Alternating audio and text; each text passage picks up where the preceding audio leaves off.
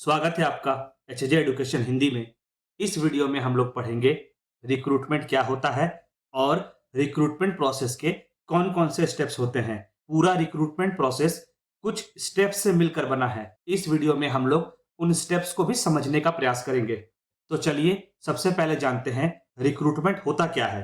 Recruitment वह process है जो कैंडिडेट के आइडेंटिफिकेशन से स्टार्ट होता है और आवश्यक पोस्ट को फिल करने तक चलता है, यानी ऑर्गेनाइजेशन के पोस्ट को फिल करने के बाद खत्म हो जाता है। दूसरे शब्दों में रिक्रूटमेंट में सबसे पहले रिक्वायर्ड कैंडिडेट को आइडेंटिफाई कर लिया जाता है, फिर उसका स्क्रीनिंग किया जाता है और स्क्रीनिंग के बाद उचित कैंडिडेट को अपॉइंट कर लिया जाता है और खाली पोस्ट को भर लिया जाता है।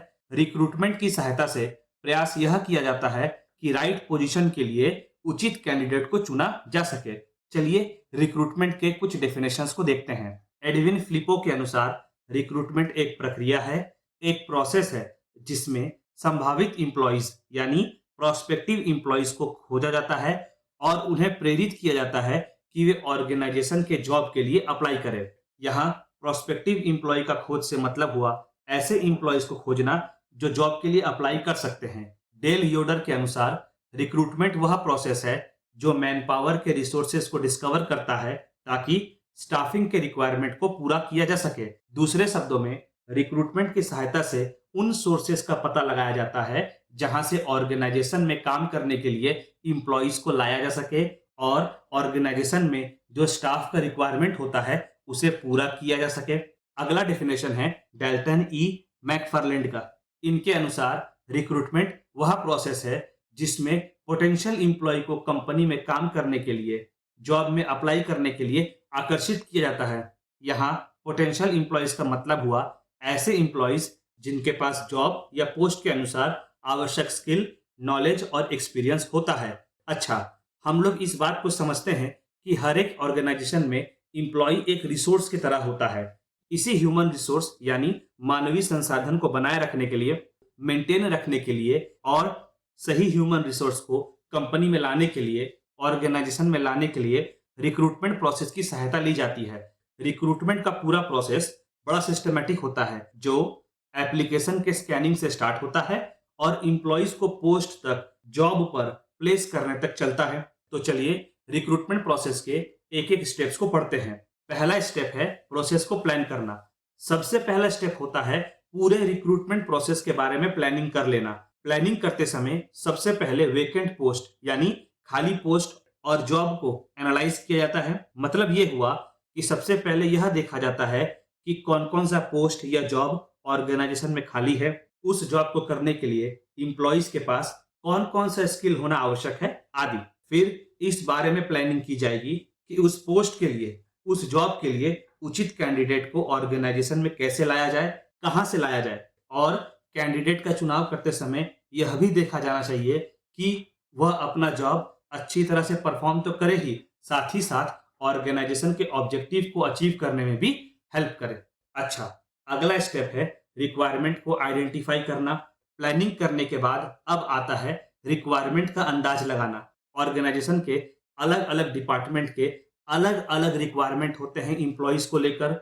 इन रिक्वायरमेंट्स के बारे में अच्छे से पता लगाया जाता है और यह भी विचार किया जाता है कि जो इंप्लॉय, पोस्ट या जॉब का रिक्वायरमेंट सामने आ रहा है उसका जरूरत ऑर्गेनाइजेशन को है भी कि नहीं। क्या वह जॉब, पोस्ट या इंप्लॉय ऑर्गेनाइजेशन के काम में हेल्पफुल होगा या नहीं। क्या ऑर्गेनाइजेशन को उस पोस्ट को भरना अभी जरूरी है भी कि नहीं। क्या ऑर्गेनाइजेशन को उस पोस्ट के लिए इंप्लॉय अभी लाना जरूरी है भी कि नहीं। कहने का मतलब है ऑर्गेनाइजेशन के लिए वह पोस्ट को फिल करना, वह जॉब के लिए इंप्लॉय को लाना कितना इंपॉर्टेंट है, इसके बारे में भी प्लानिंग की जाती है। इस रिक्वायरमेंट को भी एनालाइज किया जाता है। इन सब के बारे में पता लगाने के बाद पेमेंट्स, बेनिफिट्स, रैंकिंग आदि के बारे में भी पता लगाया जाता है। अब अगला स्टेप है स्ट्रेटेजी को डेवलप करना। प्लानिंग कर लेने के बाद, आवश्यकता यानी रिक्वायरमेंट के बारे में जानकारी इकट्ठा कर लेने के बाद अब अगला स्टेप होता है रिक्रूटमेंट से जुड़े स्ट्रेटेजी को डेवलप करना। स्ट्रेटेजी में यह देखा जाएगा कि इंप्लॉइज का रिक्रूटमेंट ऑर्गेनाइजेशन के भीतर से किया जाएगा या इंप्लॉइज को ऑर्गेनाइजेशन के बाहर से लाया जाएगा। ऑर्गेनाइजेशन के भीतर से मतलब है किसी भी एग्जिस्टिंग एम्प्लॉय को, किसी भी प्रेजेंट एम्प्लॉय को प्रमोट कर उस जॉब या उस पोस्ट में बैठा देना, उस पोस्ट तक पहुंचा देना। और ऑर्गेनाइजेशन के बाहर से एम्प्लॉय लाने का मतलब हुआ जॉब के बारे में एडवर्टाइजमेंट देकर एम्प्लॉयज को जॉब करने के लिए बुलाना। इतना ही नहीं, स्ट्रेटजी बनाते समय यह भी देखा जाएगा कि रिक्रूटमेंट कौन से मेथड से किया जाएगा, रिक्रूटमेंट करते समय किन किन एक्टिविटीज को परफॉर्म किया जाएगा, किन किन बातों पर फोकस किया जाएगा, रिक्रूटमेंट का प्रोसेस कितने दिन चलेगा, कैंडिडेट कैसे सेलेक्ट किया जाएगा आदि।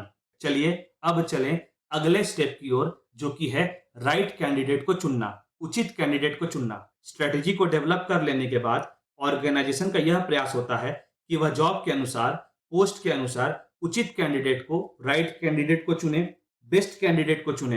राइट कैंडिडेट की खोज, उचित कैंडिडेट की खोज ऑर्गेनाइजेशन के भीतर से भी की जा सकती है और ऑर्गेनाइजेशन के बाहर से भी। कैंडिडेट का खोज करते समय ऑर्गेनाइजेशन यह देखती है कि सही कैंडिडेट आएगा कहां से, प्रमोशन से आएगा, दूसरे डिपार्टमेंट या ब्रांच से ट्रांसफर करके लाया जाएगा, एम्प्लॉयमेंट एजेंसीज की सहायता से लाया जाएगा, एडवर्टीजमेंट के माध्यम से लाया जाएगा आदि।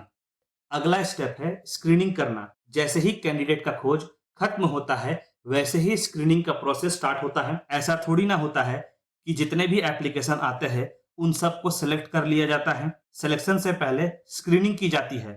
स्क्रीनिंग का मतलब हुआ जॉब या पोस्ट के लिए जितने भी एप्लीकेशन आए हैं उनका प्रॉपर एनालिसिस करना, आवश्यक क्वालिफिकेशन, स्किल और एक्सपीरियंस को देखना और फिर कैंडिडेट के एप्लीकेशन को शॉर्टलिस्ट करना। अब जितने भी कैंडिडेट स्क्रीनिंग के बाद शॉर्टलिस्ट किए जाते हैं फिर उन्हें आगे के प्रोसेस के लिए बुलाया जाता है। स्क्रीनिंग करने के लिए कौन सा टेक्निक यूज किया जाएगा वह सिचुएशन के हिसाब से और ऑर्गेनाइजेशन के हिसाब से वेरी करता है। मतलब स्क्रीनिंग का टेक्निक सिचुएशन के हिसाब से और ऑर्गेनाइजेशन के हिसाब से बदलता रहता है। तो चलिए लास्ट स्टेप को देखते हैं, जो कि है इवैल्यूएशन। रिक्रूटमेंट के प्रोसेस का लास्ट स्टेप होता है इवैल्यूएशन।